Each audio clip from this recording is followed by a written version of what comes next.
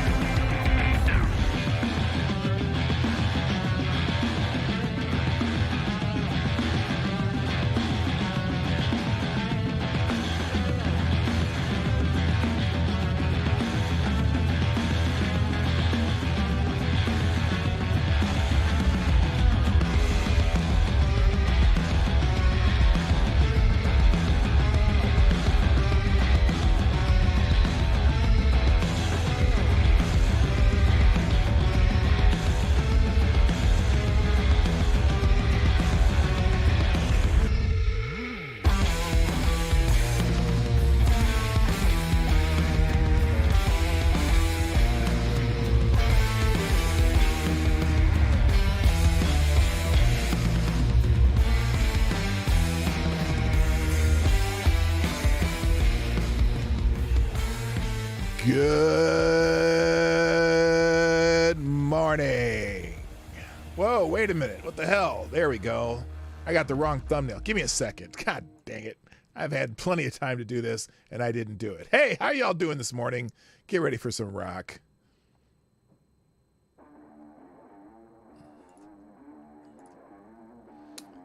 And there's my face. How you doing this morning, everybody? Welcome to the Morning Night Live. A lot of stuff happening over the weekend. The FBI had to go do a little search, as you can see from that thumbnail right there. And it's like Groundhog's Day. Well, not quite. If you know the reference, you should all know the reference. Hell, that's a classic flick with Bill Murray. You should know it. Anyway, there's a whole lot of questions that need to be answered soon. And it's fascinating watching the media on this one. Even Saturday Night Live told a funny joke about it. Even if they still went pretty easy on the Mr. Biden because, they had George Santos to make fun of. But we'll get to that and all kinds of stuff about the weekend after the real intro, not just this nonsense. Oh, shall we? Let's shall. Johnny, stop that music and play the intro.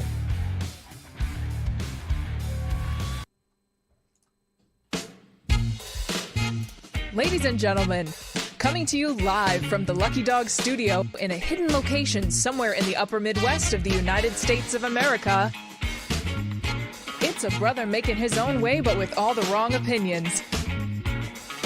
Welcome to the Morning Night Live with your host, the one and only P-Dog Knight.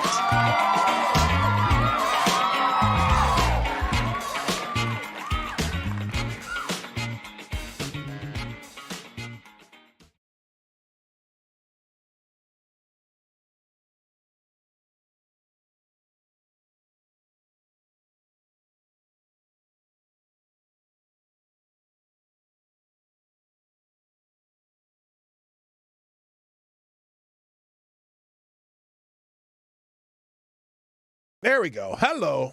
Good morning, everybody. Welcome to Morning Night Live. I'm your host, Marty, also known as P-Dog Knight on the internet. And welcome back to the P-Dog Knight channel on this Monday, the 23rd of January, 2023, where my lovely bride is on her way back to work. First day off the well, just out of bed, I guess. She's been recovering for about a month from her surgery, and now she's back in the New York groove. Oh. Yes, I know I boomered. I was trying to play it off like it was nothing, but I couldn't because you all are very adept at reminding me. So thank you. I appreciate that because someone said, don't tell him. And then I would have been like, what the hell? I would have noticed this thing not going like this. That's the monitor thing that goes like this when I talk. It's like I talk and it goes like this, but it wasn't going because I wasn't live. Anyway, I'm happy to see you all. I hope you're happy to see me, and I'm sure you're happy to hear me. Thank you. Let's say good morning to everybody and get this show started. Over on Rumble. Thanks for joining me. Advocatus Diablo, who gets the bell because you were first. Good morning, sir. Also, good morning to Simon Wolfwood and Mike Savage Blarg. Share the stream on Rumble and YouTube, just in case. Y'all gotta be signed up for both, because it can be harrowing if I don't show up. Anyway, is it working over there? Yes, it is. I can see it, and it must be working on YouTube too, because you guys are all telling me I was a boomerang. Yeah. Oh, what the hell's going on here? Oh, because that's not playing. Let's see. Is this working now? Yes, it is. All right. Anyway, also good morning on YouTube too. Well, Avocatus Diablo, you gets the bell over there too, because you were first. Also, good morning, Black Hebrew Israelites. That's right. Good morning to Tyrannus Alexandrus, Tremere Lich, Tyre Alexander. Good morning, sir. Simon Wolfwood, James PFP, Chicago Mike, Mike Savage Blarg. Wait, Mike, aren't you over on Rumble too? Yes, you are. Blarg. And also, good morning to Chicago Mike. Did I just say that already? No, I said Mike Savage. From Chicago, Mike Savage. Aaron Meredith, good morning. Let's see, who else is here? Maddie's in the house. Septus Wolf, hello. Good morning also to Somnambule Nation. Why are you so angry? No, not you, Somnambule Nation. We know you. I meant that's another name in the chat. Oh my God, look at those invaders. What invaders? I don't know what you're talking about. Also, good morning to Shrapnel. That's a new name, or a new person coming back. Welcome back. Nice to see you. Good morning to, let's see, Episkipos is in the house. Nice to have you. Rotten Corpse is here. Plague Dr. Zach, a.k.a. Zach Osborne. Boomer. Yeah, there you go. Reaccion Puerto Rico. There's a celebration going on in Puerto Rico. He was explaining it to me, and it looks kind of cool. I love festive events. Also, good morning to Tex AG 007. One of these days, I'll have... What's my dog doing down here? Clifford? I see you. Hi, boy. What are you doing here? How'd you get down here? Oh, did I leave the door open? I might have. Anyway, you're welcome. Hi, puppy. Anyway, my dog's here. I just, right. Yeah, he's down there. Anyway, also good morning to, anyone else here? Anybody else? Anybody here? Huh? Lord Stanhope's in the house. Gulf City, DCC 182, aka Blink TC's here. And that's kind of everybody. So anyway, I hope you're having a lovely morning. I hope you had a good weekend. Mine was, well, it wasn't eventful. Lady Boomer was feeling really good and decided to clean our entire main level of our house, like rearrange everything and clear out some stuff. We threw a bunch of crap away. And, that was wild because I don't think I've seen the top of my fridge for a while because we used to store liquor bottles up there, but we decided to move them into a what do you call it? A cabinet. A cabinet that now all the liquor's in a liquor cabinet. We have a special cabinet for liquor called a liquor cabinet. Anyway, Blue-Eyed Scream, what's up? Welcome back. And so, what are you doing, Clifford? What are you doing? You're a good boy, yes. It's okay. It's okay. I'm just not used to having you down here making noise. All right, anyway, he's very quiet to you guys, but I can hear him. He's right there. He's licking something that most people, well, if they could, they might try, but I don't know. Anyway, welcome to the show. We're going to talk about the weekend headlines, things going on. Obviously, we're going to talk about that. What seems to be it's becoming like Groundhog's Day because every day there's some new developments, and it's amazing how this is rolling out. It's just fascinating, I gotta tell you. But anyway, before we start, I have to remind you that the Morning Night Live is sponsored by you, the viewers of the Morning Night Live. If you'd be so kind, please hit the like button sometime during the show. I know you're going to like it. I mean, if you don't, you can tell me later, but still hit the like button anyway, because then maybe you'll like the next show, because that helps the algorithm and shit. Also, please share the stream. Now, really, click one of those buttons that says share, or if you're on Rumble, just cut and paste and put it out on your social media. We're trying to grow the show. And then also, if you want to sponsor the show in a more substantial way, like with green stuff, you can always go to pdognight.live, where people can say things more than they can on YouTube Super Chats.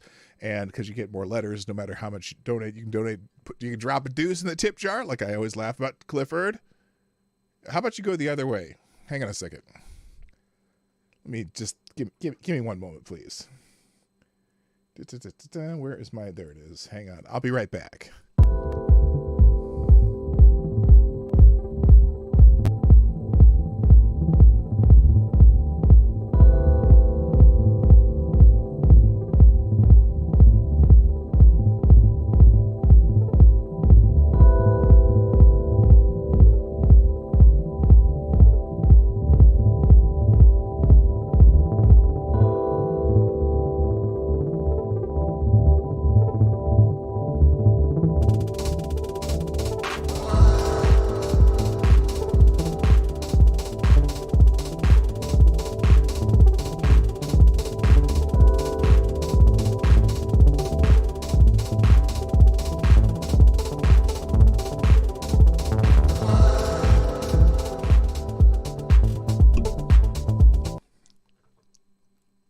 Okay, I'm just playing. It's on. I didn't forget.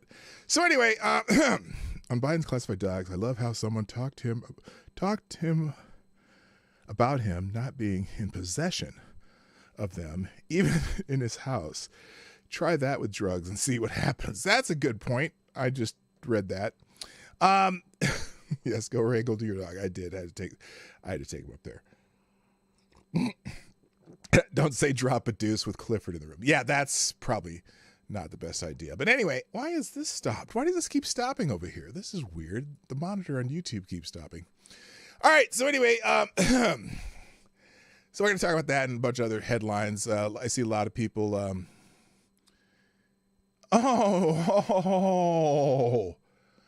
Oh my God. Okay. I wasn't going to talk about Eliza Blue today, but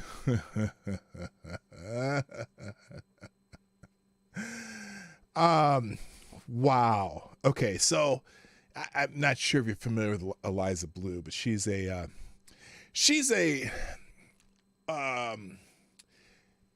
activist and advocate against sex trafficking. Okay, and her backstory, and at least the backstory she tells everybody, is that she was a victim of sex trafficking, and that's why she got into it. Now, I admire the work that she does. She's a woman who seems to at least bring a lot of attention to it.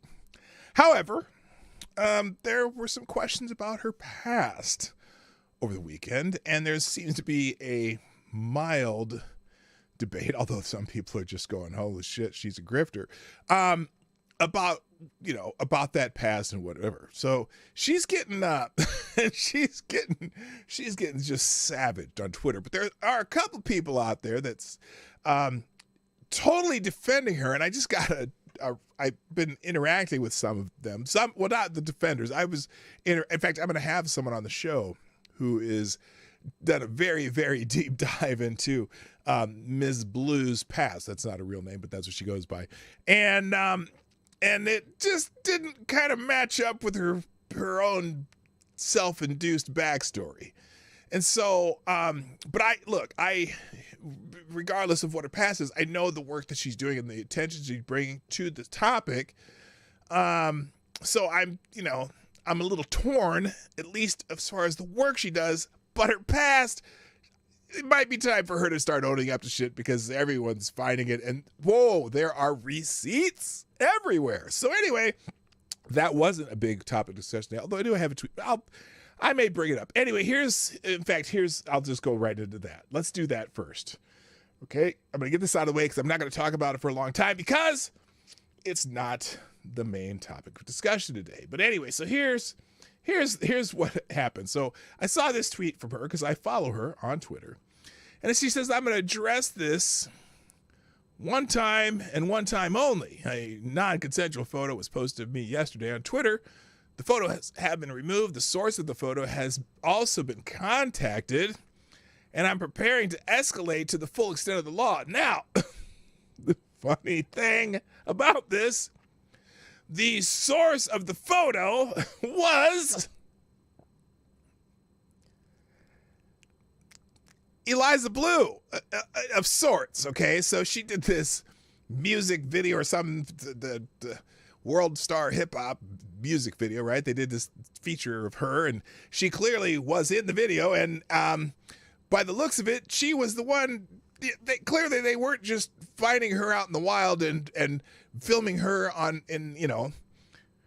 without her permission, because she was clearly dancing and writhing around in the video. Okay, so someone took a screenshot from the video. Brittany Ventney, if you know who that is, she's kind of weird too. But anyway, she said she was just asking questions to Eliza Blue about it, and Brittany Ventney took a photo from World Star. Yes, exactly, 007.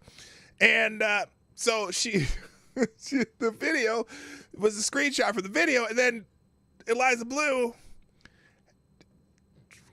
complained to Twitter and got her it's a takedown notice on Brittany Ventney, who got suspended from Twitter for a little bit, a little Twitter timeout.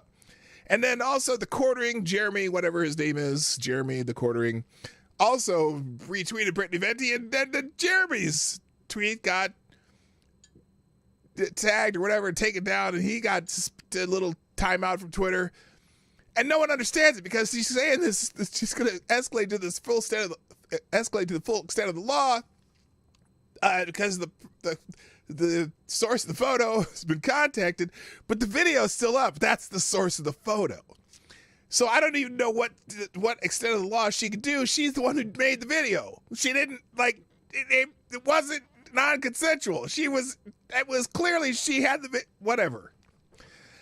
So anyway, now this is funny because on here it says readers added context they thought people might want to know. Like those little, every once in a while, the Twitter people come out there and they get a little fact check on it. And so the photos were screenshots from a publicly available World Star Hip Hop music video that has been online since 2016. The video was made after Eliza Blue claimed she escaped from human trafficking. So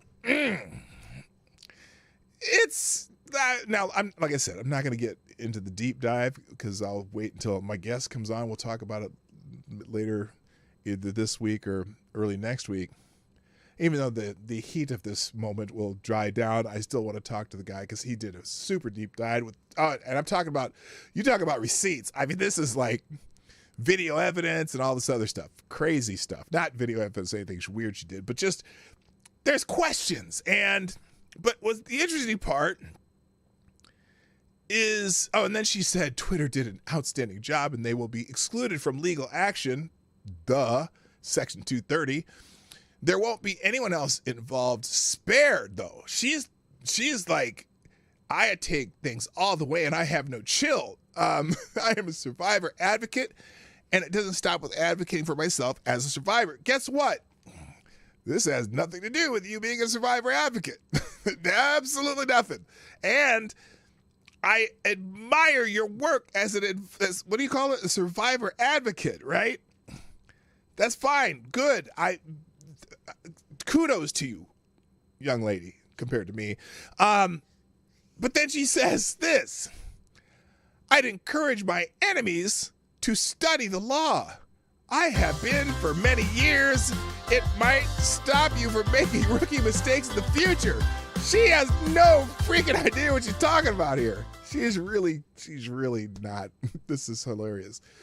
Anyway, so then this guy is the guy I've been interacting with right now. Well, I've interacted with several people about this because I just said to myself, this guy said, this post is really bringing the cockroaches out of the woodwork. And I'm like, whoa, because people are commenting on this stuff. There's 619 comments just on the third one. There's probably, I'm sure there's thousands. There's 386 quote tweets, 4,961 likes. But she's getting ratioed on this pretty badly, actually. So anyway, he says, it reveals something very ugly about the world, just how many enemies you seem to have. And what's weird is it's not, and I was trying to figure out what that meant. And so I said, it's not about enemies. In fact, I tweeted right here, I have admired her advocacy for a long time, but this is just a weird flex. And judging by the source, which the source is Elijah Blue, it may be better just to acknowledge it with a, yep, that's me, and move on. Just do your work. Hi, Gunfox61. Nice to see you in the chat. So I'm like, just acknowledge this. Yeah, okay, that is my past. And there's nothing, but the funny thing is too, there's not necessarily anything for her to be ashamed of or not want people to see. It's like, from a video. In fact, a lot of people linked the video in their comments on this. So, I'm like, maybe she should just acknowledge it and move on and keep doing her work and say, look, yes, I did that video. I did a couple things. Here's those things. Everything everyone says is true. But it does bring into question the fact that she claims that she was trafficked because of the timeline. But the timeline's messed up. She could just say, look, this is what I'm doing now. I'm an advocate for people. I've been doing this work. She's done great. She's done good things. Let's be honest. She has. So anyway, but then this morning, 32 minutes ago, the guy's like, he goes, well, yep, that me doesn't answer the questions. On the other hand, the questions to a great extent seem to take the form of she lied about her embarrassing past. Okay, she did, but that made me confused because I'm like, wait a minute, you acknowledge she has an embarrassing past. That may not be congruent with her self-written story, right? Her self-claim story. And so she needs to, you're out of here that quick, Gunfox. Oh, you got to work. So anyway, then I was not going in depth, and I'm going in depth again. I can't help it because this guy's starting to piss me off now. So I'm like, well, yeah, I guess I'm a little confused. It seems that would answer a large number of the questions, but perhaps not the biggest question. Why? And who exactly are these cockroaches you speak of? And he says, well, in short, Eliza seems to have a lot of pedophile enemies who would only be too happy to see her taken down. Well, I don't think any of the people who were right about her are that. And then he said it would be terrible if she turned out somehow to be a fraud. At this point, I'm waiting to hear what she has to say for herself with regard to Brittany Venti. Well, he ain't going to be suing Brittany Venti. Any good lawyer will get that shit dismissed in a heartbeat. So anyway, yes, I'm done going into in depth about it. So sorry for those who had to bear with me. Real quick, thank you, Tyre Alexander, for sponsoring the show. And Tyre Alexander, you are the Streamlabs Superstar sponsor of the day. Thank you, sir. He says, when will thoughts learn their actions have consequences? Oh, well, Biden is the resident. What?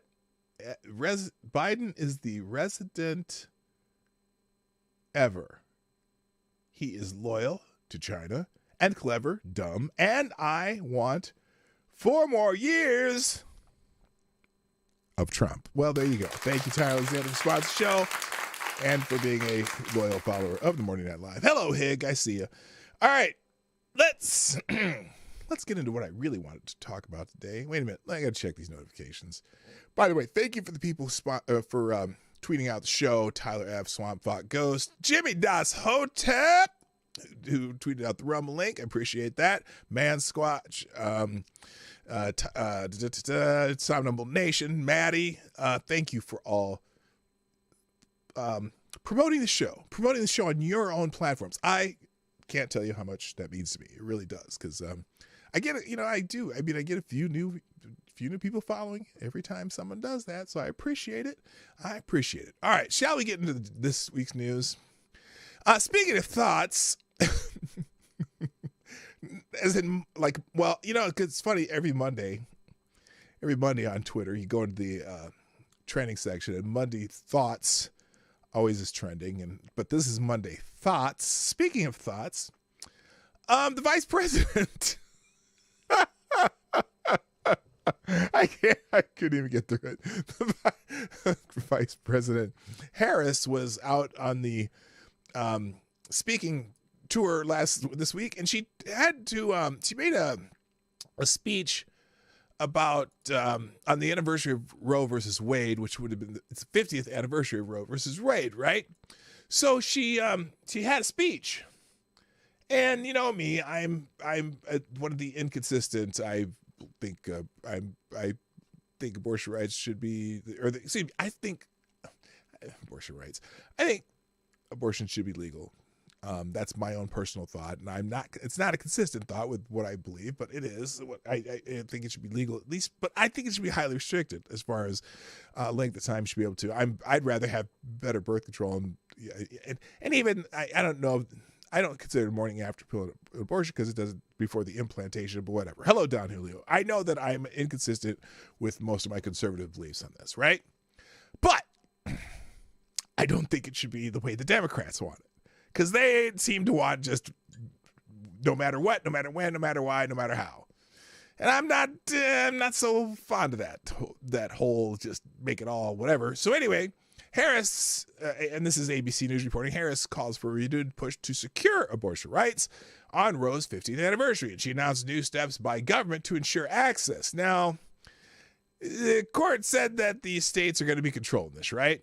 And this is not really the part that I wanted to tell you about. That she's very much for abortion rights. Okay, it's not pro-choice, because choice, they don't care about choice. They care about keeping abortion as legal and as robustly legal as possible. I hate to use those words, but anyway.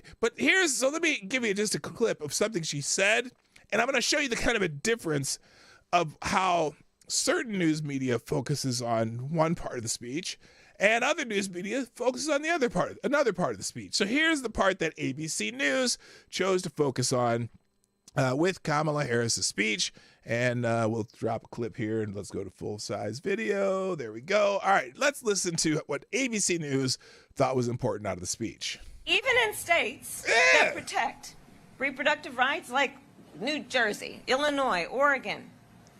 Oh, by the way, I've noticed that she's not very... Okay, you'll notice this now that I tell you this, but you may or may not have noticed already. They need to really look at where they place her teleprompters.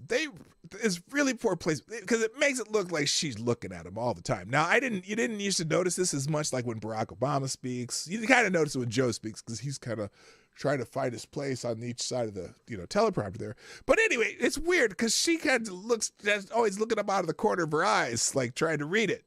But this is a speech that she wrote. Okay, that's one of the reasons I wanted to bring up the teleprompter. This is not off the cuff. This is a speech that Kamala Harris wrote, or one of her speechwriters wrote, and I want you to notice something about it. And we're going to show you. So here's the ABC clip again. We're going to keep going with the ABC clip. And then people live in fear of what might be next. Because Republicans in Congress are now calling for a nationwide abortion ban. Now, there's something that, look, I think the Supreme Court made it clear that these are states' issues, and I don't have any problem with states doing their own rules. I don't like some of the rules some of the states come up with, and especially, in particular, my state. My state's like gung-ho, all you can, oh God, I almost said all you can eat, which is not really appropriate. But anyway, but I don't think that there should be a federal law on this. I agree that the states where you live, you can do what you do, right? Wheels on the bus go, ga, ga, ga, ga, ga, ga. Yes, Jericho Green's very funny about that when he does. I stole his line, too. I always say, hello, Bubba. I stole his line about how she went horizontal to make her career go vertical. I stole that from Jericho Green. I think he's a funny dude. Anyway, let's finish this part of ABC News, and then I'm going to show you the part that I think some of us might find a little interesting. Here we go. Some even from the moment of conception. The right of every first of all, okay, so nobody's having an abortion at the moment of conception.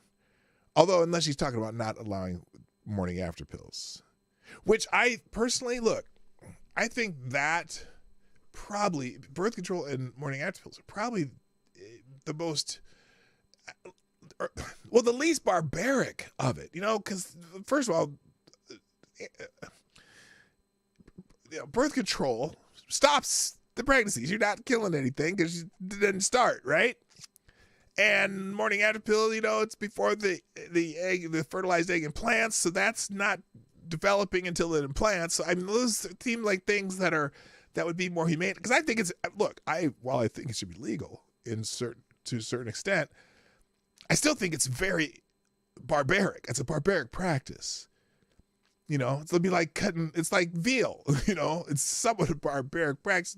Well, I guess you're not cutting the young lamb or cow or whatever it is out of the mother, but still, it seems like a barbaric practice to me. And you're like Bill Burr said, it's still a baby. Don't pretend it's not a baby that you're killing. So anyway, let's finish this. Every state in this country to make decisions about her own body is on the line. And I've said it before, and I will say it again. How dare they? Oh, really? How dare they? How dare you? So know this. How dare you? President Biden and I agree, and we will never back down. We will not back down. Oh my God! And we know this fight will not be won until we secure this right for every American. Whoa! Wait a minute. For every American, I'm an American. I'm not. That's not me, honey. I don't need one ever. Sorry. Congress must pass a bill that protects freedom and liberty. Okay, well, that's not going to happen. At least now it is not. But that's what they're going to campaign on for the next 1,000 years, or until they get what they want, because they play the long game. But anyway, a bill that protects reproductive rights, and President Biden will sign it. Yeah, no, he won't. Here's why: because it ain't happening. President Biden's not going to be president a whole lot longer, one way or another. Yeah, he's a lame duck right now. 2 years lame duck, period. Because he ain't. Look, okay. here's the question of the day.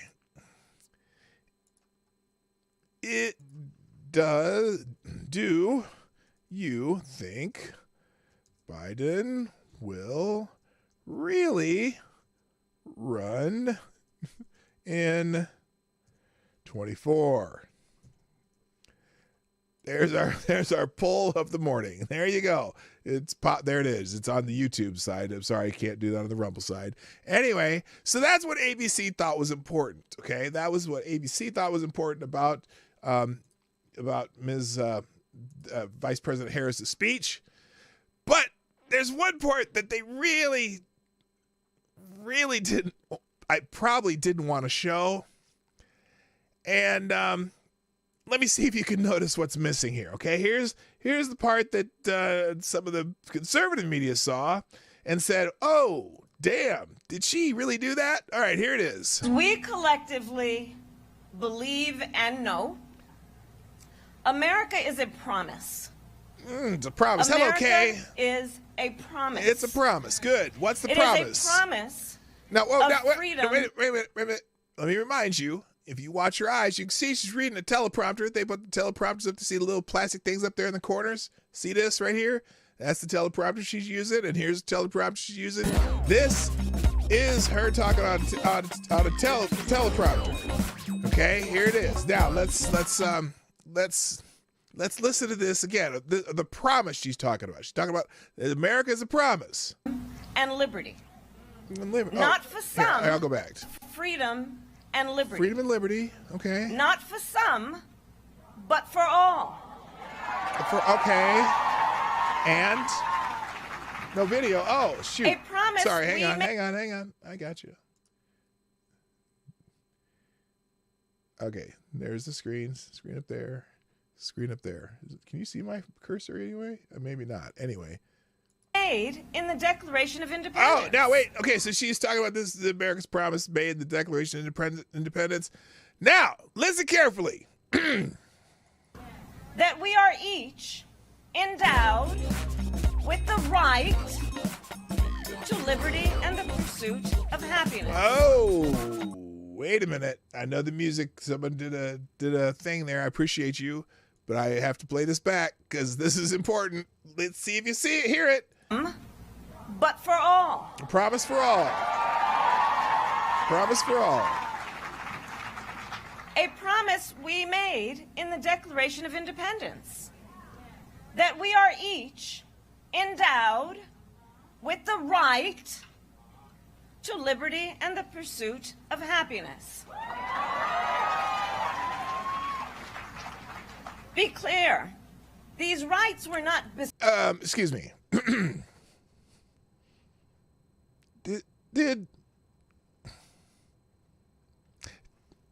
Did she just miss something there? Wait a minute. Hold up. Let me run that back. We are what? The Declaration of Independence. In the Declaration of Independence. Okay, that we are each endowed by... With the right. Whoa. Wait a minute. With the right?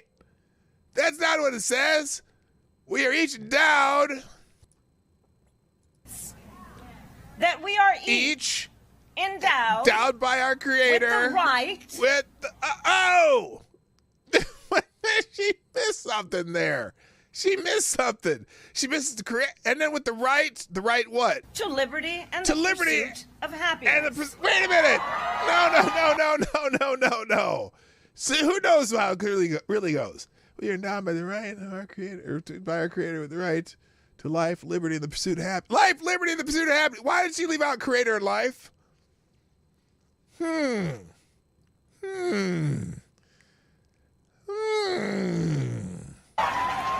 Somebody noticed that. Be clear. Actually, now she wants to be clear, except she doesn't know the... Now remember, she wrote, or somebody in her office wrote this speech because she's reading it off a teleprompter. So it's not like she just had a Joe Biden moment where she just forgot some shit. She was looking at the teleprompter when she said it. In fact, let's go back one more time, and then I'm going to move on because I'm beating this dead horse like Secretariat, because, well, Secretariat's been dead for a long time. Anyway. In the Declaration of Independence. She's reading. Look, she's looking at her screen. She's reading her screen. She's the right. She's going back and forth to her screen to make sure she did not. No. She did not miss that. Be clear. These rights were not bestowed upon us. Well, they belong to us as Americans. How though? Why? Oh man. Conceived in Canada. Well, I don't know. Anyway, so that's just how different media looks at things. They notice different things, but a lot of people are noticing the fact that she doesn't seem to know about that. Anyway, all right, real quick, let me get back into some more people who sponsor the show. Thank you, Maddie, for sponsoring the show. Maddie says SCOTUS overturned Roe for a reason. It is not a federal issue. It is a state issue, but there are states that are firmly conservative and anti-abortion, and that scares me. Biden can't run the bathroom, much less for president in 2024. Oh, my. And Biden can't run the bathroom, much less for president in 2024. So thank you, Maddie, for sponsoring the show. Yeah, I don't.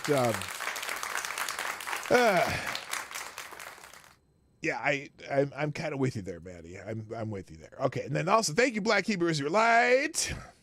That's right. Dropping a deuce in the tip jar on Super Chat. Who says, did she give the mic a BJ? No, she did not. That's right. Don't say that about our vice president. It was Willie, what's his name? Okay, gotcha. And then also, thank you again for another one, Black Hebrew Israelite. Dropping another deuce in the tip jar via YouTube Super Chat. It says, just like Joe. You know the thing.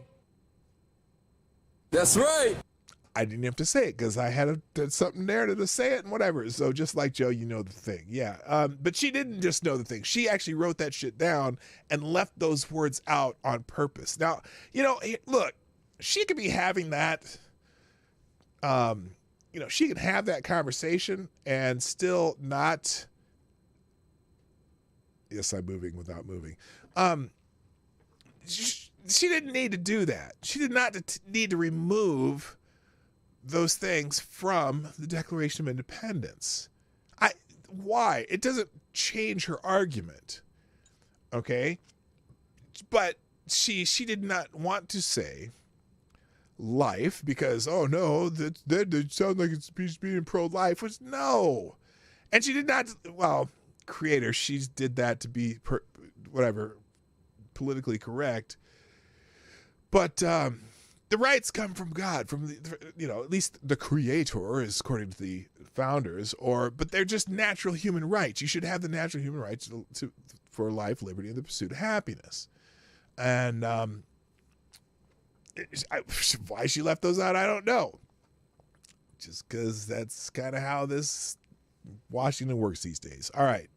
Now let's get into the news because I need to get through a whole bunch today, and I haven't gotten through much at all. Of course, I went on the rant about Eliza Blue. I have a guest coming on that is an expert on Eliza Blue, and I just try to figure out when he's going to be here. By the way, just a reminder, programming note, tomorrow we will have Shu on, Shu for Congress. She ran, she was running for Congress in the 5th District, although I have a question for her because I'm not sure. She didn't live in the 5th District now. She moved from there, but and also she's very active in the parental rights movement as far as how schools, what their curriculums are, and what they are trying to teach our children. Okay, and then on Wednesday, who was coming Wednesday? It was I forgot. One of the founders. Moms for Liberty. She's going to be here. Tiffany Justice. She's one of the co-founders of the people who do. No, not Shoe on Head. Her full name is Shukri Abdurrahman. She's a Muslim woman who's very patriotic Muslim woman. She served in the United States Army. She's got 3 kids. She's lives here in Minnesota. And super, she's a Trump supporting Muslim woman. I got to ask her about that too, because some people would say there's a disconnect there, but I'm not so sure because, maybe she understands that there was no Muslim ban or shit like that. And she had, her backstory is pretty interesting too. She had to escape Somalia. She was a refugee. And she had family members that were executed in Somalia. So we're going to talk a little bit about her backstory, a little bit about her run for Congress, and then why she would run against Ilhan Omar, because that's interesting too. She's not a fan of Ilhan Omar, and apparently neither is most of the Somali community in Minnesota. Ilhan Omar wins because of the white liberals, not because of the Somali community. And then again, we'll talk about schools and what's going on in her school district that makes you want to cringe. And then again, on Wednesday, it'll be Tiffany Justice, one of the founders of Moms for Liberty. So there you go. Shauna is busy running for the retard Olympics. Oh my God, that's harsh. All right, let's talk about the president of the United States, the main topic of the show today, Joseph Rahim Biden. And apparently over the weekend, this news just keeps dripping. The FBI conducted a 13-hour search of Biden's home, and they found, shocker, more classified material. The federal officials confirmed late Saturday night that the FBI conducted a 13-hour search of President Joe Biden's home in Delaware on Friday, where they found more classified materials, just like Groundhog's Day. The FBI, let's see, they executed a planned the FBI executed a planned consensual search of the president's stop that of the president's residence in Wilmington, Delaware, said Assistant U.S. Attorney General Joseph Fitzpatrick. Let's see. They confirmed the execution plan. Blah blah blah. They found more documents. So now it's funny because the president's lawyers offered to provide the DOJ prompt access to the Wilmington home and gave the DOJ full access to it, including personally handwritten notes, memorabilia, and papers going back decades. Wait a minute. Going back decades? The DOJ took possession of materials it deemed within the scope of its inquiry, including 6 items consisting of documents with classification markings and surrounding materials, some of which were from the vice president's service in the Senate. Wait a minute.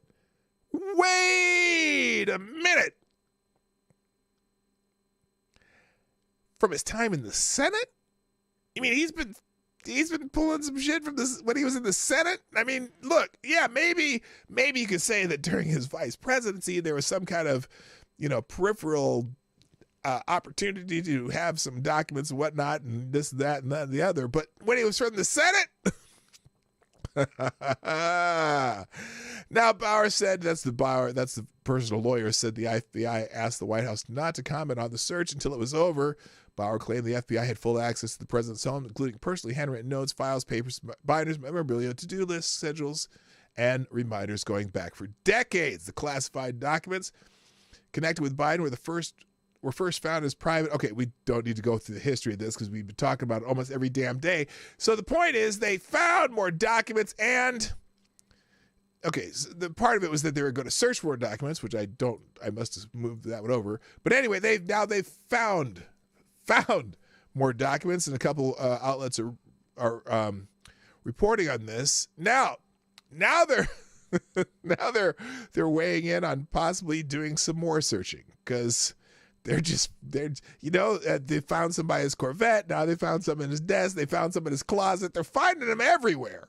And so the Justice Department is reportedly considering launching additional searches for classified documents at more locations linked to President Joe Biden, according to CBS. The potential for additional searches comes as the DOJ scoured Biden's Wilmington residence Friday and found 6 more items consisting of with classified markings, yada, yada, yada. So now it's going to be, pretty soon they're going to be calling a proctologist. I'm just telling you.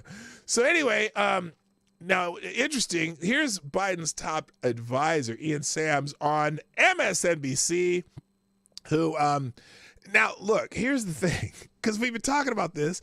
Do y'all remember I don't know what it was. Was it November? When did they do that raid on Trump's Mar-a-Lago residence? The guy who was the guy with the funny hair and was a president kind of thing, and he could declassify stuff. You know that Biden can't declassify stuff when he was in the Senate, right? But they have shit from when he was in the Senate. Just weird, isn't it? So anyway, here's this is one of his advisors, top Biden advisor, Ian Sams, can't say how many classified documents Biden had hidden in his garage, office, and home. It is a little bit complicated. So here's the short little clip here. Can you give us a sense of how many classified documents we are now talking about total across all three locations? And he doesn't know because he's not Sure, paying it's a attention. good question. And actually the answer to it is a little bit complicated because of this point that I'm making about the integrity of an ongoing. Boy, he is an awkward looking person, isn't he? And he's got those stupid AirPods and is using AirPods as his microphone. Do they have any professional equipment in the White House? He's doing this on his phone, I think. Anyway. Justice Department investigation. The Justice Department is going to be looking at all sorts of questions like that throughout their investigation. We want to be very, Fantastic. very careful to be respectful of the integrity of that investigation. Oh, now you want to be careful. Investigation, to not speak too much about the underlying contents and materials, especially things that we may not know all the answers to. Yes. We may not know the answers. Again, this is, and they're reporting it on MSNBC? Good Lord. All right, let's move on. So now this is an interesting question, and I don't know I'm not going to read this. I just put this in the tabs and the links after the show. But the question is, the Justice Department pursuing Biden just to get to Trump? Now that's kind of an interesting question. But I'm also, I guess another question that may be coming up is this: I think they're trying to get Joe Biden out of there.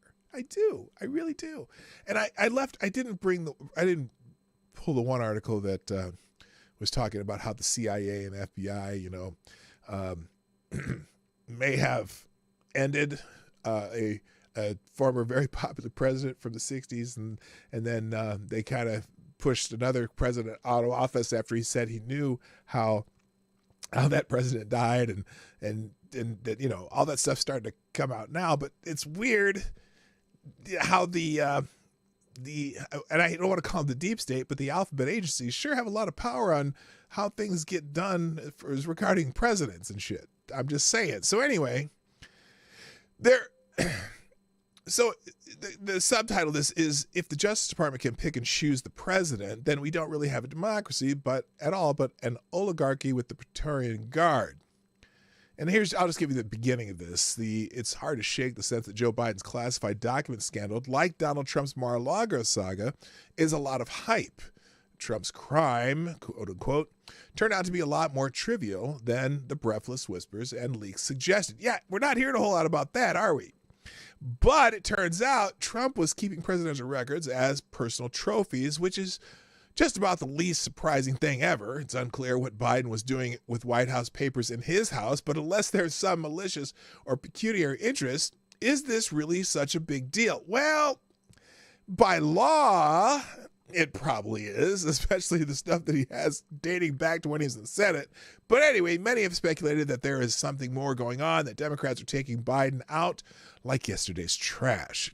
The Justice Department can pick, okay, then they go into that same thing. But some people say, oh, by the way, I said there was a funny joke on Saturday Night Live. And you can read this article on your own. There was a funny joke on Saturday Night Live, which is pretty rare. And it was on the Weekend Update. I'm not going to tell it as well as they did because they have pictures and stuff. But, with all the troubles that President Biden and former President Trump are having with all these classified document issues, Hillary Clinton's just out there going, what the fuck? That's not how they told it, but anyway, now, but the question comes up with the Senate stuff that we saw, and this is another article. Has Biden been hoarding classified documents for decades? For decades. And look, that is a problem. That is serious.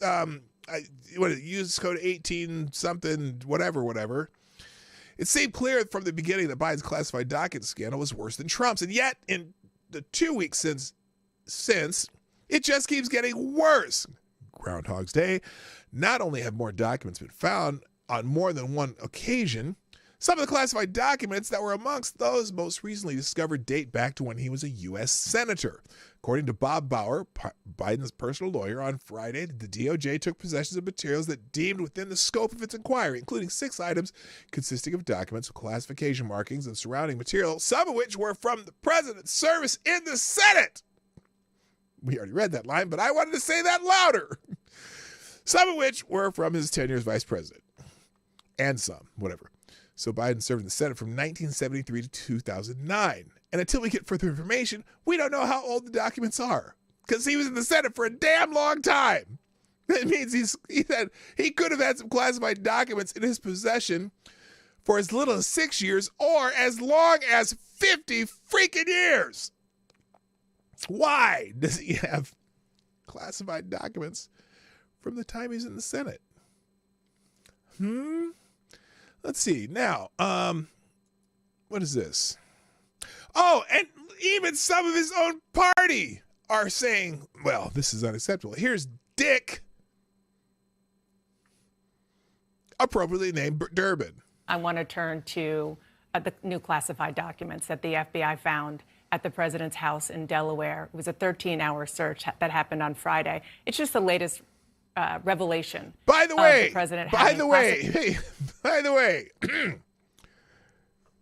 this is CNN.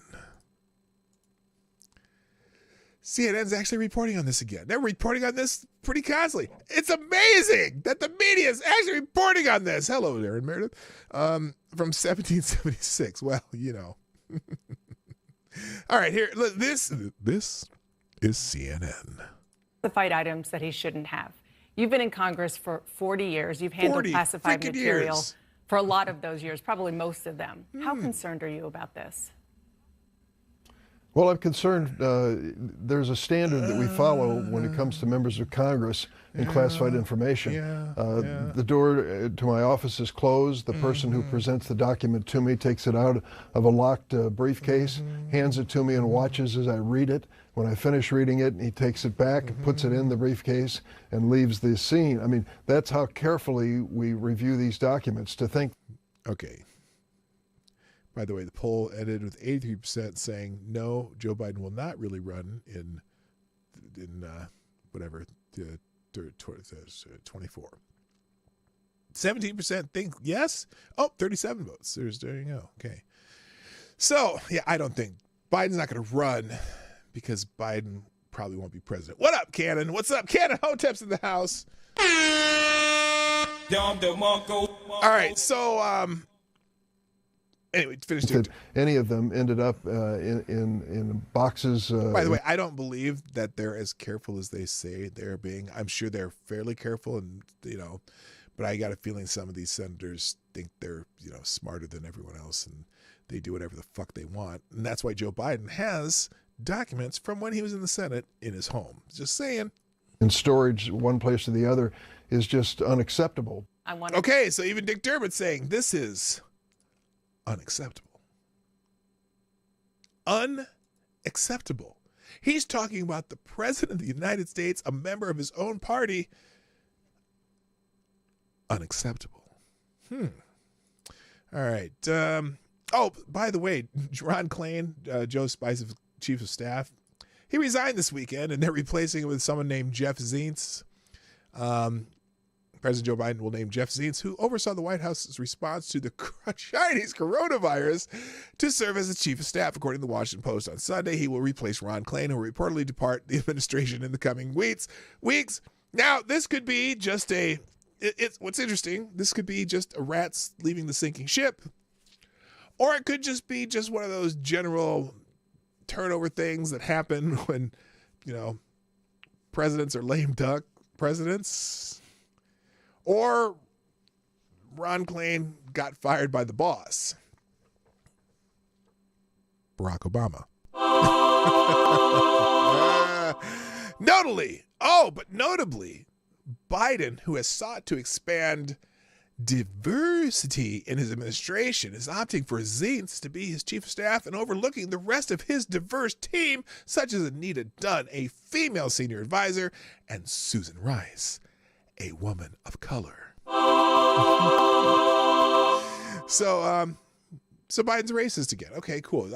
These articles will all be in the links at the end of the show in the second paragraph on a one-tab link. On a one-tab link where you click one link and everything that I put on that link, every page, every tweet, every article, every video will be listed on a single page. I don't know why I always advertise for one tab. I just like it. I like using it. It's easier than trying to put freaking links all throughout my description. You just do it once, you click a little button, they all condense into one page, and boom, they're there. You can find them. They're all in order. So, all right, moving on. Let's see. Oh, and one of the funny things about this Jeff Zients fellow, he works for a company that might be familiar to some of you. Back when Barack Obama and Mitt Romney were facing off for the president of the United States, former Bain consultant Jeff Zients will succeed Ron Klain as the White House chief of staff. Now, I will go through this one because this is fascinating. President Joe Biden's new chief of staff, Jeff Zients, is a centimillionaire. I guess he's whatever that means. Is that like a $500 million? I don't know what that means.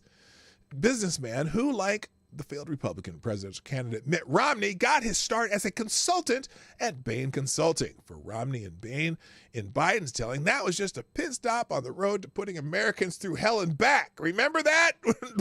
During the Obama versus Romney campaigns? Yes. He was on the road to putting people through hell and back. Zients will take over for Ron Klain in February, the former head of the White House COVID response. Zients amassed a vast fortune working for Bain & Company, also known as Bain Capital, the other management consulting firm, and other management consulting firms. But at Bain, according to the Wall Street Journal, Zients fell in love with Bain's culture, teamwork, and analytic rigor. By age 35, his estimated net worth was nearly $150 million. Zients' appointment was riddled with irony. Biden's role in the 2012 presidential election, when he served as former Vice President Barack Obama's running mate, was to attack Romney, the Republican nominee. Like Zients, Romney began his business career at Bain & Company before serving as CEO of Bain Capital. Oh, I see. They're two different companies. Well, they're the same. A private equity company he co-founded with Bill Bain. But unlike Zients is his name, Romney's association with Bain and wealth was the subject of Biden's vituperation. What the hell's that word mean? I don't even know what the fuck that means. Vituperation. I know a lot of you are smarter than me, but I got to look this shit up. Let's look up vituperation. The act or an instance of vituperating. Well, that doesn't tell me shit. Sustained, harshly critical language and invective. That's what vituperation is. It means you're being a dick. Anyway, let's see. At campaign stops throughout the country, then Vice President accused Romney of unethical business practices in an attempt to paint him as an untrustworthy and out of touch. But he knew about Russia, didn't he? He got the Russian thing right. Well, sort of. I don't know. Bain Capital, Biden claimed, was in part responsible for the decline in domestic manufacturing over the past half century. There's Romney economics, which says as long as the government helps the guy at the top do well, workers and small businesses and communities can be left to fend for themselves. Biden told an Ohio audience in May 2012, you've been through hell and back. Outsourcing padlock plants. How many times have you opened your newspaper to find another factory closing down? And you probably knew someone who worked there too. Or maybe it was you. So anyway, Zients' financial disclosures show that he has parked a significant portion of his wealth in gold, a traditional hedge against inflation. He owns as much as $5 million in gold bars and as much as $25 million in a security tied to the value of gold. Under Biden, inflation has hit a 42-year high. So Bain be doing very, very well. Okay, here we go. All right, so, you are vituperous, Advocatus Diaboli? I suppose you can be. All right, and Plague Dr. Zach knew what that meant, too. I'm glad you all met. Centimillionaire, someone worth around $100 million. I got you. Okay. Oh, like a century, centimillion. Okay. Thank you, all the English majors in the chat. You are very valuable to this program. Let's see what else we got. Oh, I'm not going to play these because it's one of those things where Saturday Night Live, messes with you. But it is. I'm going to tell you, Saturday Night Live did pull a couple funnies in this particular skit. I actually laughed when I saw it. Some of it, but some of it was really bad. Like this NFL Fox cold open was shit. It was terrible. They're so busy trying to rip on George Santos, they forget the actual elephant in the room, Joseph Raheem Biden. And it's kind of funny how they just gloss over him. And they, even in their joke about him, it wasn't really hard hitting, so to speak. In his third broadcast of the year, NBC late night comedy show Saturday Night Live barely mentioned Joe Biden's growing classified document scandal, instead of giving him airtime for a silly cameo. Oh, he was in a cameo and going all in to ridicule Representative George Santos. NSL has not had a new show since December 17th, and it finally came back this weekend with its first new episode of the year. The cast decided that Biden's ever-widening document scandal was far less interesting than the case of Santos, who won election last year before news broke that he has fabricated and exaggerated major portions of personal biography. Anyway, you can watch the clips they put in this in this article. But I am extremely disappointed with Saturday Night Live, which is not difficult at all, although, because I'm always disappointed because it sucks, but they had an amazing opportunity. They had an amazing opportunity on this, and they blew it. They truly blew it. Not just the document scandal. They could have made this hilarious with the document scandal. They could have had documents hiding everywhere, wherever Biden goes, shit falling out of his pockets. There are all kinds of funny shit they could have done with it. But instead, they do all this stuff with George Santos. But it was a complete, utter failure, which is normal for Saturday Night Live. And they had an opportunity, because if they would have just had John Lovitz play George Santos, it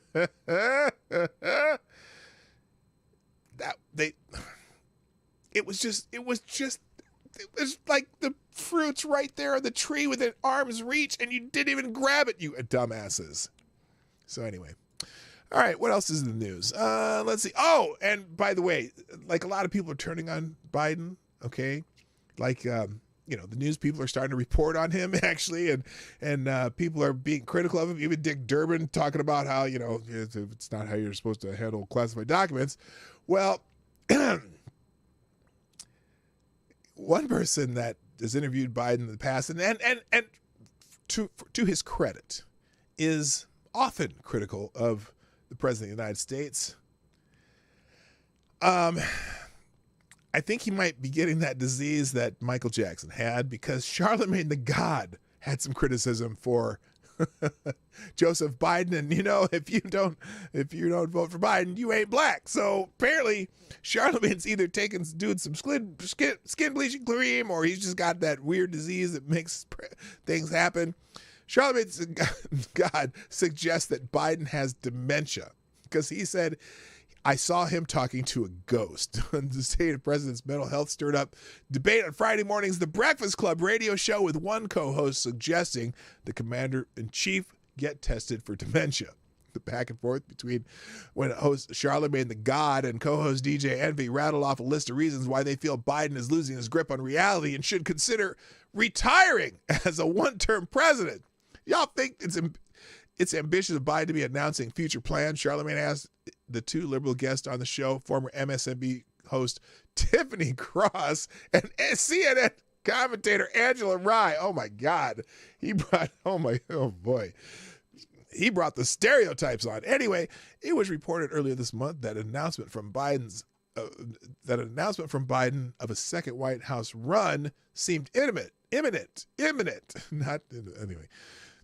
DJ Envy, whose real name is Rashawn Casey, immediately agreed and suggested that Biden should be tested for dementia before any re-election bid announced, which sent his co-host into a fit of giggles. So they didn't say nah. They laughed because they know they're true. This is hilarious. I'm not going to play the clips. You can you can watch them. But God, Angela Rye and Tiffany Cross. That's a frightening duo. Holy shit. Anyway, but Charlemagne the God is let's just say his shade is lightening a little bit.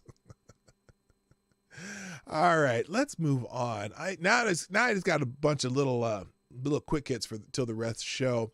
Atlanta was on fire this weekend, or at least parts of Atlanta. A police car in Atlanta was on fire. Alleged far-left rioters attacked police, smashed office buildings at Hotlanta. Alleged far-left activists.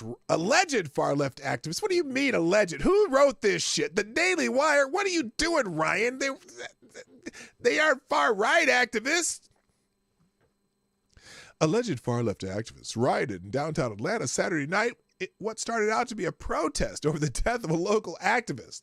Oh, you mean the local activist who shot a police officer and got killed with return fire? Yeah, that guy. Anyway, Fox 5 reported that the protest turned into a riot. Okay. Let me just stop here.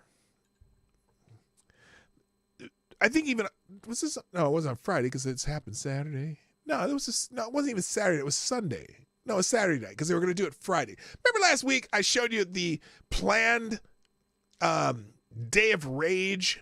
They were telling everyone to come to a Day of Rage in Atlanta. So they're making even daily. Well, maybe it's because of how Fox 5 reported it, that the protest turned into a riot when activists began throwing bricks at buildings and setting fire to police vehicles. Atlanta Police Chief Darren Schierbaum said the group of protesters was peaceful to start, before later turning violent. Oh, but wait. The question is,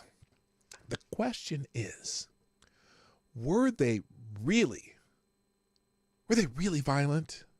Because, again, where is it? Where is that CNN report? Well, here, let's look at these and I'll show you the next ones. So here's we got, however, the group arrived at the intersection of Ellis Street and Peachtree. A group inside that marching crowd decided to start committing illegal acts, including breaking windows and attacking police cruisers that were in the area, according to Schierbaum. So, that's someone getting arrested and they're yelling at the cop. I don't need to show you that one. Breaking far-left extremists. This is Andy No. Gathering for revenge against law enforcement in Atlanta over the killing of their gunman at their autonomous zone, smashed up businesses, set an Atlanta police vehicle on fire. So this is someone named Human Dilemma put this video out. Here, maybe we'll look at this. It's violence, but it's for educational purposes, YouTube. But, see, they set that police car on fire. The police vehicle is on fire. Yeah. Yeah, we should back up. Yeah, you should back up. Everybody. Well, those shots are from the car. Okay, so anyway, they set the police vehicle on fire. Okay, and then this is Lib's TikTok's video. They're doing some fireworks, smashing windows in some buildings downtown and whatnot. Okay, now wait. I'm going to skip this because you can see this. You can watch these videos yourself. But here's one of the reporters reporting on this. And listen to this language. We're taking you right now. You can see people running in opposite directions. And on the other side Eric, of that. Yeah, Tyler. I do want to... Yeah, Aaron, we're far enough away. You'll see the officer right there with APD. He has what appears to be zip ties. We're not far enough down where we can't see if they've taken anyone into custody, but it did appear that they were ready to do that. To try to calm the situation that's unfolding here. And as you said, this really a protest initially to try to protest what happened on... Now, wait. I want to, while you're listening to this, keep your eyes on in the background and listen to what this dumbass says. Wednesday here where, they were handing out that vehicle still up in flames here over at Andrew Young and Peachtree. And if you take a look over here, if you pan over, I want to show you. This is what they were handing out at the protest. So it was a largely peaceful protest where they just wanted what they're calling justice. Well, a largely peaceful protest. Yes, I suppose, except for this little fire back here, for police car on fire and the broken windows and shit. But, you could probably say that about any protest. You could say January 6th was a mostly peaceful protest because only a small portion of the people were actually involved compared to the total crowd were involved in anything that even was remotely violent. But it is a mostly peaceful protest where everything is on, some shit's on fire in the background. It's just the juxtaposition. He puts this flyer, let me show you this flyer and tell you how this protest was mostly peaceful while this police car is burning in the background. And he couldn't say it either. I struggled this. I was on with who was I on with? Ranting Monkey. I was on with Ranting Monkey on Saturday night. It's Tortuguita or Tortuguita. Tortuguita. That's how you say it. It's his nickname. It's not really his name. Some dickhead name. They call him Tortuguita. So sorry. And right now, you'll see, basically, they want justice for him after the shooting that happened when the Atlanta police and the different law enforcement agencies were raiding the forest over there to try to basically clear out the forest after everything that was going on. Justice for Tortuguita, who shot a police officer. Now, not that he needs to die, but he kind of got his justice the justice was called return fire. And so, I mean, I feel sorry for anyone who dies in this kind of shit, but there's an intersection between fuck around and find out. And he found it. He found it. He found it. All right, let's move on. What else we got? I got a bunch of stuff and I got to get through it quickly. Okay, let's see. Oh, there's more in Atlanta. So the Atlanta mayor says the quiet part out loud about terrorism in the city. I think is this the clip? Oh, that's the news report. Here, is this the, that's the scene. I want to show they don't have it here. Anyway, PJ Media, at Friday night's Night of Rage, because they called it a Night of Rage. They asked to have a Night of Rage, right? In Atlanta, petered out. Saturday night brought violence. After it had petered out, Saturday night brought violent Antifa protests to the cities. Antifa terrorists ignited flares and fireworks, set a police cruiser on fire, and vandalized businesses in downtown Atlanta.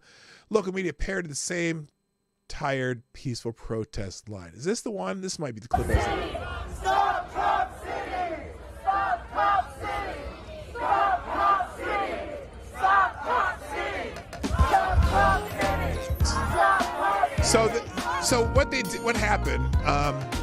These people are calling it Cop City. What they were doing is they were going to excavate a small little wooded area where they were going to build a police training center. They want, one of the big things is that they say, police need to have more training so they don't shoot, black people and shit. Well, they were building a training center, and these people were occupying this area that they were going to clear to make a training place where they could train people police officers to be better. And then they, so they have this clash because they're trying to clear out the area, and the one guy shoots at him, and the police return fire, and he gets killed. And now they have this big protest. So this is the protest, the mostly peaceful. This is the peaceful part of the protest. Look, like I said, in a lot of these Black Lives Matter protests in 2020, there are three different sets of people. There are the people who are there to actually protest peacefully, march, whatever, pray, and whatever. And then there's the people who just want to take advantage of the situation and maybe get a new pair of, Jordans or, bronze or whatever at the Nike store that they break into. And then there's just people want to break shit, like the Antifa, and they just think they just want to break shit. So these are the peaceful people, and it turns in. I didn't hear anything about the middle group, the take advantage of the situation and get some free shit, but I did hear about the break shit people. So anyway.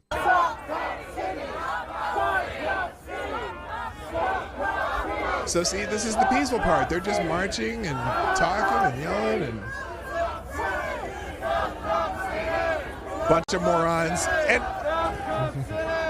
And most of these people are wearing masks not because they're really worried about COVID. I'm just telling you. I'm just saying they don't want people seeing their faces. They don't want facial recognition. They want nothing. So there you go. Thank you, Chicago Mike, for sponsoring the show. Chicago Mike, you are the new Streamlabs Superstar sponsor of the day. Thank you very much. Mike says, today's show is brought to you by a peaceful protest. If you want to have a peaceful or Wait, if you want to have a peaceful protest or by destroying property and setting cars on fires, then listen to our media, who has no clue what the difference between protest and a riot. Yes, that is so true. Thank you again, Chicago Mike. So, let's see. Okay, I wanted to find out. Oh, where's the mayor one? Okay, this is not what I was looking for here. Anyway, the mayor was saying, here's the mayor's words. Atlanta Mayor Andre Dickens. I don't even have to make a joke there. Andre Dickens countered the narrative in this press conference Saturday night that I see. Granted, the protest did start out peaceful, but the fact that protesters had explosives on them shows that they had terroristic intent. I'm also inclined to point out that Fox 5's reporter are usually better than the ones reporting this weekend. Anyway, Atlanta Mayor Andre Dickens countered that narrative in his press conference Saturday night. He also pointed out that most of the protesters aren't local. Oh, I do have a clip of that. Well, we'll get to it. Many of them don't even live in Atlanta or in the state of Georgia, and they don't represent the voices of Atlanta, he said, and some of them were found with explosives on them. You heard that correctly, explosives. And that has led to a police officer's car being set on fire, and other destruction has occurred. But what he said next, that was noteworthy. Quote, "So make no mistake about it. These individuals meant to harm people.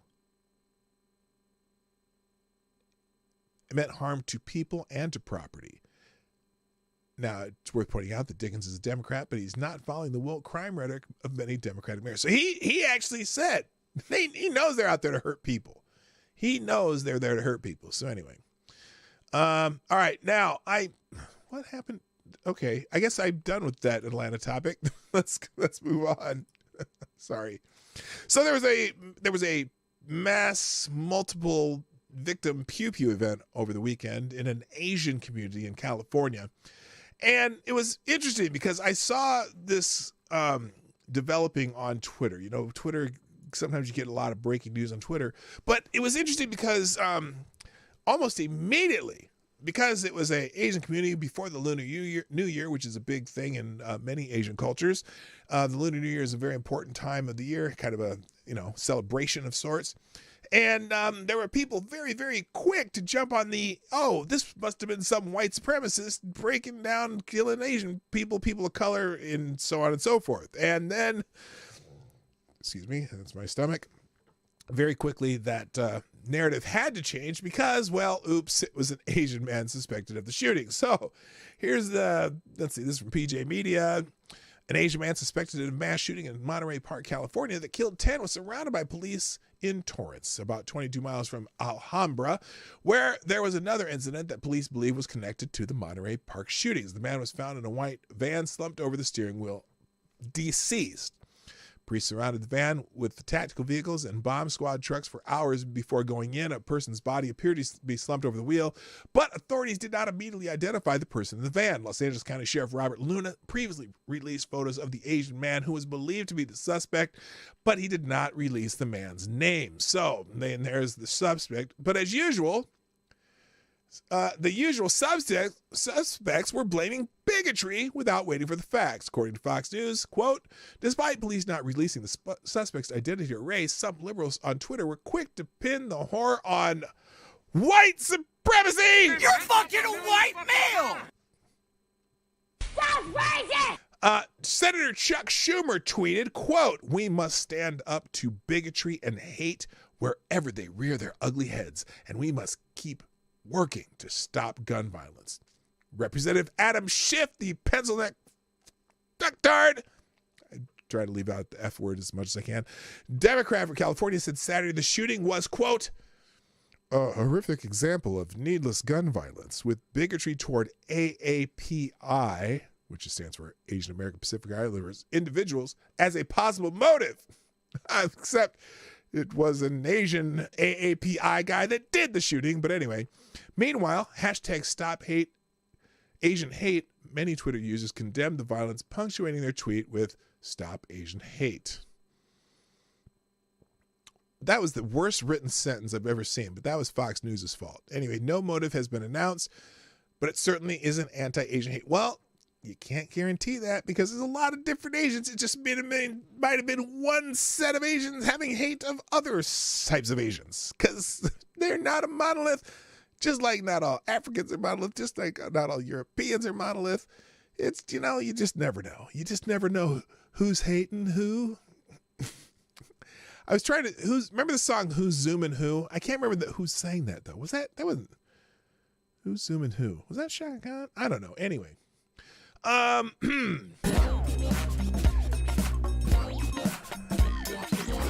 Thank you, Black Hebrew Israelite, for sponsoring the show.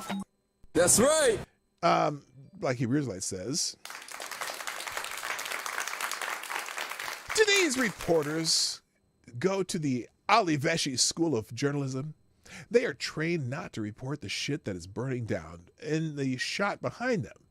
Only report the bullshit narrative of the group's publicists. That's right. How very astute of you. Yes. The Ali Veshy School of Journalism advertises on Hard Bastard Show. You should check that out. But yeah, this the peaceful protest thing. You know what I mean? So anyway. All right. Where am I at here? I was right there. There we go. Moving on. So there's a child protection organization that apparently fought against efforts to crack down on childlike sex dolls and cartoon. Okay, I can't even talk about this on YouTube, so I'm gonna pass this up. I forgot what I was reading here. Anyway, but they were supposed to be anti-child bad things due to them things, right? But then they like policies that have lifelike child-like toys made of looking like children and whatnot. And it just makes you want to burn their office down. But I'm not advocating for that. I'm just saying, because they think that if you have things that look like kids, it will stop them from going after real kids. I just gonna stop there. As you saw, Karma Wipes left hit and run, catch and release thug. Now this is, I can't decide if this is the feel good story of the day or the feel bad story of the day, but we'll let you determine. In fact, I'm gonna give you two choices. I'm gonna do another poll. Let's see. Is this a feel good story or feel bad story? And I'm going to give you the choices good and bad. And don't answer until I read it. You may recall the viral video showing a 16-year-old gentleman named Christopher Baca as he rammed a mother trying to protect her child. So this kid stole a car and basically mowed down a mother and her young child, right? And I'm not going to play the video, but the video's here. I love that the mom was all about her kid, picked the stroller up and took the hit, immediately got up and went for the child, and the truck driver's a hero, went right after him. Well, okay, I do need to show you so you know what they're talking about. So this you'll see the jackhole here, and then the guy, there's a hero in this case. So this idiot comes after this mother and tries to mow them down. She saves the child by picking it up, and then it's a stupid 16-year-old kid, right? But then this truck, this guy saw it happen, and there's a woman running to help her, and this guy in the truck said, "Oh, hell no, you're not going anywhere," and caused the kid to crash, okay? So that's the video. Baca, a teen with a history of troublemaking, was driving the wrong way down a one-way street in a stolen car as he plowed into a woman named Rachel and her toddler. Fortunately, neither was seriously injured. Another motorist rammed his pickup into Baca's vehicle to stop him. Baca did not have a license and was on probation for spiking a girl's drink. He was shot to death in a driveway this weekend. Ooh. Now, spiking drink means he could have added alcohol to the girl's beverage or something more sinister, if you're not sure what that meant. Los Angeles legendary communist district attorney George Gascon, known for his limp on crime approach, sentenced Baca to partake in a diversionary program with the juvenile probationary camp for 5 months, a sentence that Rachel found upsetting. Gascon doesn't value my life or my child or any other victim out there, and would rather reward the monsters like the underage suspect by demonstrating to them that their actions have no consequences, Rachel wrote in a victim impact statement. So this is what Gascon did to the kid who tried to run down a mother and child. Maybe he did it on purpose, maybe he didn't. Who knows? But it sure looked like he was aiming. Anyway, so karma swiped left on Baca, now 17. This weekend, he was gunned down in Lancaster, California, walking to his grandmother's house. A red car slowed down as it approached Baca, and a gunman fired numerous shots at Baca, who was mortally wounded. The universe delivered the justice we weren't given in court, but a much harsher punishment than he'd have been dealt in a court of law, Rachel declared to a news outlet. Rachel makes a good point. If Baca hadn't just been slapped on the wrist, he might be alive today. The left is dedicated to keeping thugs out of jail and great peril to innocent people, but also to young wayward teens such as Baca. If he'd been in jail, he wouldn't have died in a drive-by shooting this weekend. So you can decide if that's the feel-good or the feel-bad story of the day. I mean, I don't want anyone dying in drive-by shootings. Let's just put it that way. But boy, oh boy, apparently Gascon didn't save his life. And you got to wonder too, because this thing happened a while ago, apparently. But for some reason, this video became viral over the weekend. Well, and just a few days after this video went viral, all of a sudden this guy's gone. I wonder if it makes you wonder. It makes you wonder how, if anyone else saw this viral video and tried to find this kid. All right. What else we got? Okay, now I got to go lightning round because I'm really, really behind here. What's left here? We've got. So apparently a Fox News weatherman got the crap beat out of him over the weekend. On a subway, Fox News meteorologist Adam Cos was attacked in a New York City subway train Sunday by a group of, quote, children, end quote, according to authorities on Claude's social media posts. Quote, last night, coming home from watching a Giants game at a bar on the subway, this older gentleman was being hassled by this group of 6 or 7 teens, Klotz said in an Instagram story posted Sunday. Klotz then described being beaten by the group, showing cuts on his face in the social media post and describing injuries to his ribs. He also noted that the man being harassed was able to get away safely. 3 of the suspects were arrested by police officers but later released, according to the New York Post. Police told the NYP New York police that incident occurred, New York Post, the incident occurred around 1 a.m. Sunday. 1 a.m.? What? He was coming back from a Giants game? But he was still at the bar. Anyway. And then he said, where are the parents? Blah, blah, blah, blah, blah. So, unfortunate. But the idea that somebody reported it as children when, they're teens, they could be 18, 19, 17, 16. They could be high school football players or just, shitty people, which clearly they were. But the idea that they described it as him beat up by children probably is not good for his ego. All right, remaining in the links that I'm not getting to today, but there are a couple good stories. What qualifies a celebrity to advertise a medical treatment? Have you noticed that there are a bunch of celebrities doing ads, like, I don't know if they're public service ads or whatever, and doing stupid videos and shit for stupid 19 Fauci juice? Have you ever noticed that? Like, who else? Michael Phelps, Jeff Bridges, Pink, Ariana Grande, Martha Stewart, all these people doing these ads. And the question is, why? Why are these celebrities doing ads for the Fauci juice? Any of these people medical experts? Do any of these people know what the fuck they're putting in their body? Do they have any idea? It's just weird. And so it's a good article on that. Also in PJ Media, good question. Happy endings. There's a whole list of defensive shootings in 2023 that nobody's talking about. Here's a few examples. In LaGrange, Georgia, a man broke into a home, shot one occupant, and continued shooting at others. He was then perforated several times by returning gunfire from another occupant. So he survived and was arrested on a pile of charges, including attempted murder. In Memphis, 2 men left a restaurant and found 4 thieves in ski masks trying to steal their car. The thieves quickly shot one of the 2 men, who then fired back and hit one of them in the knee, sending all 4 of them fleeing and unwilling to continue the shootout. In Foley, Alabama, a man shot and killed his wife.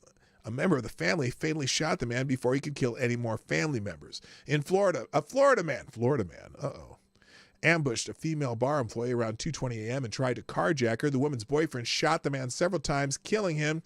He has not been charged. Good for him.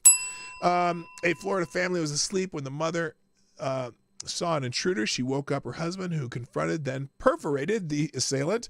The bad guy died at the scene. The police ruled that the shooting was justified. In Hillsdale, Missouri, a man shot his rideshare driver. When he refused to pay for the rider's fast food order, the driver returned fire and shot the hungry thug twice before bailing out of his car. The bad guy drove off but was summarily arrested. He's being held on $250,000 bond. And in San Antonio, police say a man used immense force to break down a bolted door. The resident shot the home invader and killed him. The police say the resident acted in self-defense. So there are thousands of defensive gun uses over the last 2 years. In fact, way more than actual pew-pew events of multiple varieties. So interesting article there. And there's our places that are starting to keep statistics on that stuff. Adam Schiff, the pencil neck jerk from California, apparently has been raising millions and millions of dollars since 2016 off of all these little, investigations and committees he's on and whatever. And, they always complain when it's conservatives raise money off of something that happens. Well, Adam Schiff has been tens of millions of dollars for his campaigns. And in fact, he spent, let's put it this way, this month. Okay, here's one. I'm going to give you one example, and you can read the rest. With Trump out of office and the Russia hoax thoroughly debunked, Schiff has sought greener pastures. In July 2021, then House Speaker Nancy Pelosi appointed Schiff to the select congressional committee tasked with probing Trump's culpability in the January 6, 2021 Capitol riot. That month, now this is how much he spent on fundraising. That month, Schiff spent $540,000 on fundraising ads tied to the appointment. So he was fundraising on being appointed to the January 6th committee. His campaign dropped more than $1.2 million in ads in the months surrounding the October release of his book, Midnight in Washington, How We Almost Lost Our Democracy and Still Could. The book is billed as an inside account of American democracy at its darkest hours, from the rise of autocracy unleashed by Trump to the January 6th insurrection. I'm getting so tired of hearing this word autocracy come out of Democrats' mouths.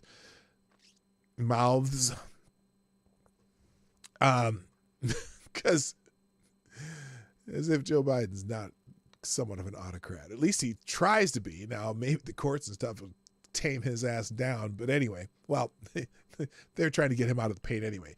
All right, in PJ Media. Oh, remember, you know who Hilaria Baldwin is? This is Alec Baldwin's wife. Now, we went through this a long time ago, where she used to claim that she was from Spain, but then some internet sleuths were like figuring out, and some former classmates, realized that she actually grew up in Boston. Both her parents are Bostonians, and she has, she probably grew up with a Boston accent, but she claimed she was from Spain. Now, why did she claim she was from Spain?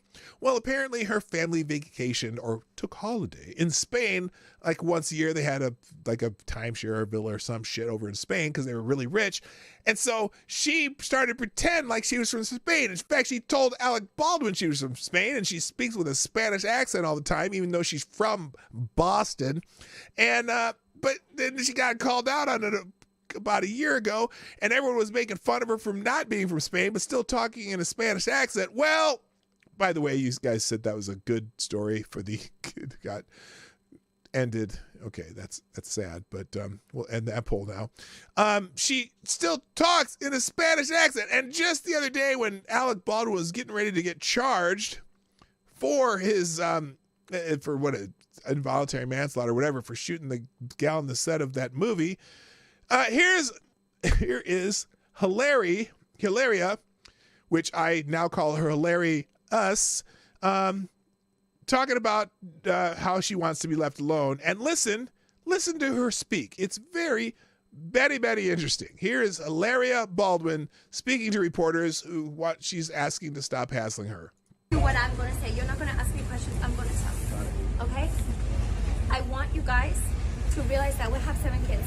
We have 7 kids, and you being here to escort them to school, and to be there when they come home, Not good. It's not good. So on a human level, you guys know I'm not going to say anything. This bitch is from Boston. She's not from Spain. Stop using the freaking accent, you crazy bitch. Okay? So God. when my kids come home, you're not Spanish in any way, shape, or form. You should be talking like a Boston. Boston. You should be talking like this. Then you get out of the Southies and shit. So please, go home. Go home. I'm not going to say Go anything, home. and Alex is not going to say anything. Your lawyers have... Bitch, you are not from fucking... Oh my God. Excuse me. She must be related to Elizabeth Warren or some shit. I don't know. I don't get it. She's a crazy motherfucker. She's kicking out that Boston or that Spanish accent. All right, now the rest of this is probably, I might have to do this another time. But anyway, the other articles on here, the race to zero, how California's big push to have electric cars everywhere may not work out so well for Californians, because they're saying that the power grid has to handle a 15-fold increase, or can it handle a 15-fold increase in cars? See, by 2026, they are... thank you, Chicago Mike. She's imitating my mom. Triggered now. Yeah, shit cracks me up. And and I don't even think she's using a Spain as in Spaniard Spanish accent. She's using a Mexican Spanish accent, but she says she's from Spain. Anyway, I'm not sure. I don't know my Spanish accents very well. Anyway, so this is on the futility of electric cars in California, considering the fact that their electrical grid breaks down every 6 months. Really good article. But when I read this, though, it brought me to this article, which almost made me fall over. Harley Davidson will soon be all electric, CEO says. Now, soon is a relative term, because I don't think he means soon. But is there anything more un-American than changing Harley Davidson to being an electric motorcycles? The celebration of its 120th anniversary kicks off. Harley Davidson knows it needs to evolve in order to survive. This is whatever Rob report. Storied American motorcycle maker may have spun off the battery-powered Livewire as its own separate brand, but that doesn't mean the brand isn't fully committed to electrification. In fact, its CEO, Jochen Zeitz, says the company will eventually make all-electric bikes. You can just shoot me now. At some point, but then he says this, because this makes more sense. At some point in time, now that could be 150 years from now, for all we know, when every vehicle has its own little mini fusion reactor inside. Who knows? Or what's that thing what's that thing called in Back to the Future? The thing that he made out of a food processor, and it turned garbage into fusion. Anyway, at some point, Harley Davidson will be all electric, the executive told the Dezeen.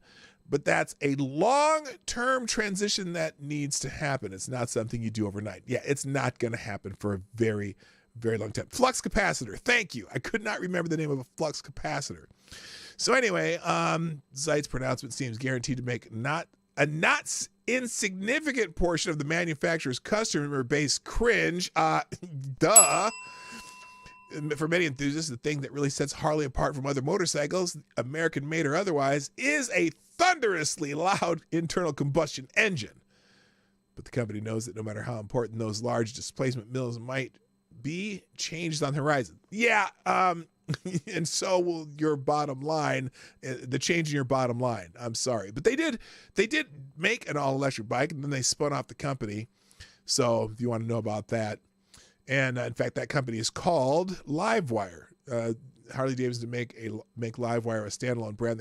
They spun off the company. So there is an all-electric bike. And I'm sure the thing is, one thing about the electric bikes, I bet their acceleration is amazing. Because you know how fast a Tesla can accelerate? It's like instant power. One of my friends had a Tesla. I went down to Des Moines last year, and holy shit! I mean, I think it was like 0 to 90 in like 4 or 5 seconds. It's fast as hell, but still, they use a lot of energy.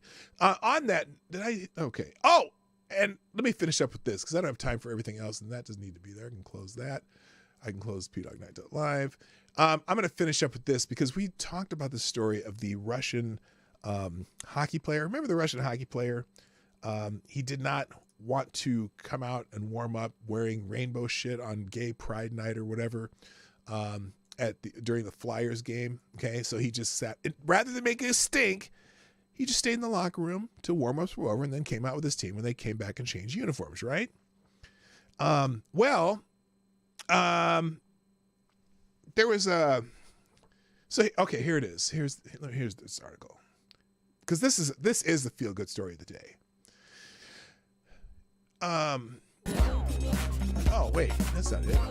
Oh, so anyway, I was showing you how some of the sports talkers, right, were just pitching a fit about him not coming out in that jersey, right? Well, here's one.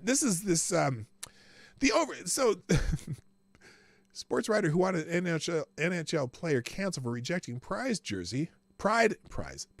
jersey gets canceled. The oversaturation of woke commentary continues to drive staffing cuts at media outlets that are seeing severely diminished demand for their product during uncertain times, and in an epically poetic bit of karma,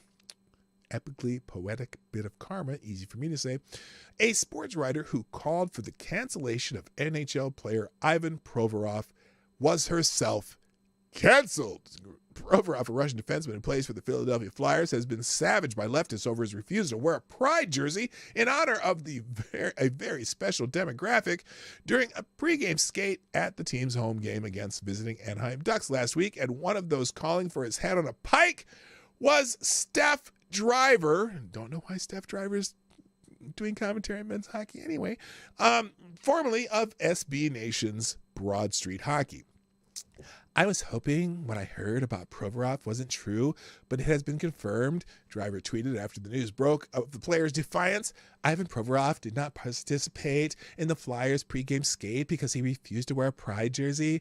In the year 2023, Provorov couldn't have a rainbow logo touch his skin for a few minutes. He made a principled stand. She was like, Ivan Provorov is allowed to play in a game for the Philadelphia Flyers, the organization that was the first to say that you will be removed from the arena if you utter a homophobic slur after refusing to wear a Pride logo for warm-ups. What an absolute disgrace. Well, that's canceled on Friday. The intolerant writer took to Twitter to update her 12,000-some followers of the bad news that she was among those jettisoned by Vox Media, which is slashing the staff by 7%. Today I've been laid off. I always thought I would leave Vox and SB Nation on my own accord, but today they chose to move away from hockey coverage. Good, because they got you doing it. I don't know what's next for me. I'm a little shell-shocked, to be honest, but here we are. Steph Driver is on the market. No one wants some dried up eggs. Get the fuck out of here. Anyway, there understandably wasn't a heck of a lot of sympathy for Driver, whose hateful reaction to Provorov's conviction to his devout religious belief didn't make her into a very sympathetic character with Twitter users. Poetic, said Greg Price. There's a whole bunch of reactions. But anyway, FTG to that hoe. Anyway, thank you, Chicago Mike, for another sponsoring of the show. Dropping another 5 spot in the tip jar. Thank you very much. Chicago Mike says, how do you make an electric bike sound like a Harley? you'd kind of need some speakers, and I don't know. People buy Harleys because they sound like Harleys. You are 100% correct. And no electric Harley's going to cut it. I'm sorry. It's just weird. It's just weird. It's just like, did you know Harley also makes like dirt bikes, like, motocross style bikes? They do, but nobody wants them because that's not a Harley to anybody. So anyway, a Harley's like a fat boy or or whatever, riding down the road with your arms this wide and lots of noise. You know what I mean? Anyway, so much for this hoe. She can be gone. And then let's see. And then it's just, oh, by the way, and also a nail in that coffin is apparently Ivan Provorov jerseys sold out like very quickly after that controversy. He has the most popular jersey in hockey right now. That's freaking hilarious. So anyway, all right. Oh, and by the way, I just noticed too, this is her Twitter account. Apparently, her Twitter account no longer exists. So, bye, Stephanie. We're very, very sad that you're gone. All right. Anyway, that's it.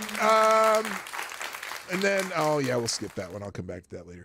Anyway, guys, that's it. I gotta go. I want to thank you for joining me today on the Morning Night Live. Tomorrow, remember, we have not shoe on head, but excuse me. Shugri Abdurrahman. I'm going to have to get better at saying names. Hello, Devin. What's up? Nice to see you. Tomorrow, we'll have Shoe on Wednesday. We will have Tiffany Justice from Moms for Liberty. And then the rest of the week will be just a regular news show. But show up for these next couple of days. It'll be a good deal. So that's it. Thank you. If you haven't done so already, hit the like button before you go. Share the stream. Do all the stuff that everyone does. You can sponsor the show 24 hours a day at pdognight.live. Write your message. I'll read it on the show. Same with Super Chats. Same with Cash App and Venmo, which are in the description down below. And if you're watching a replay or if you just got here late and go back to watch the rest, why don't you let me know what you think on some of these questions I've been asking in the chat by putting a comment in the comment section in the space down below. Thank you, everybody. Time for me to go. My name is P Dog Night. My mouse ain't working. And I'm out of here. Bye. Have a great day. Hey, this is P Dog Night, and thank you for watching today on the P Dog Night channel. If you have an observation or remark you'd like to make about this video or my channel, I absolutely welcome you to write it in the comment section down below. I really look forward to hearing from you. And before you go, if you like what you saw but you're not already subscribed, please make sure you hit the subscribe button and definitely click that bell that pops up afterwards so you'll be notified when I post new videos or when we go live. I broadcast my live show, The Morning Night Live, Monday through Friday at 10 o'clock Eastern, 9 o'clock Central. A special thank you to all the supporters of this channel who share our videos on social media and who make donations through Streamlabs, YouTube, Venmo, and Cash App, which are all linked in the description down below. Thanks again, and until next time, I'm P Dog Night, and I'm out of here.